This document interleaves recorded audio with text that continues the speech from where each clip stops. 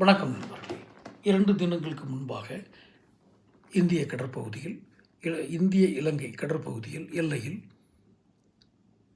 இந்திய மீனவர்கள், புதுச்சேரி தமிழ் மாநிலத்தை சேர்ந்த மீனவர்கள் இலங்கை கடற்படையினால் கைது செய்யப்படுகிறார்கள். கைது செய்யப்படும் நேரத்தில் நடந்த ஒரு மோதலில் துப்பாக்கியில் வெடித்து அந்த மீனவர்கள் காயப்படுகிறார்கள்.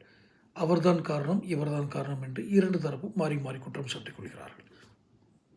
நான் மீனவர்களை குறைத்து மதிப்பிட்டோ அவர்களுடைய வாக்குமூலத்தை நான் ஒரு ஒரு பொருட்டாக மதிக்காமலோ நான் இதை சொல்லவில்லை. எது எப்படி ஆயினும் நடந்தவைகளாக இருக்கட்டும். இனி நடப்பவைகள் நலமாக இருப்பதற்கு இலங்கை மீன்வளத்துறை அமைச்சர் ராமலிங்கம் சந்திரசேகர் பேச்சுவார்த்தை நடத்த தயாராக இருக்கிறார். யாரோடு? இந்திய மீனவர்களோடு. நான் இந்திய மீனவர்கள் ஏன் குறிப்பிடுகிறேன் என்றால், அந்த அடையாளத்தை கொண்டு வாருங்கள்.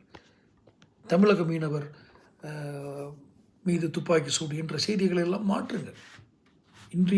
அது இந்திய மீனவர்களாகவே நாம் குறிப்பிடுவோம். தயாராக இருக்கிறார். இந்திய மீனவர் சங்க பிரதிநிதிகள், தமிழக மீனவர் சங்க கூட்டமைப்பு யாரேனும் முன்வந்தால், நான் இந்த செய்தியை கூறும் நான் உங்களுடன் வந்து அதே அமைச்சரை சந்தித்து சுமூகமான முடிவுகள் எடுப்பதற்கு உதவுகிறேன் என்றால் நான் உறுதுணையாக நிற்கிறேன்.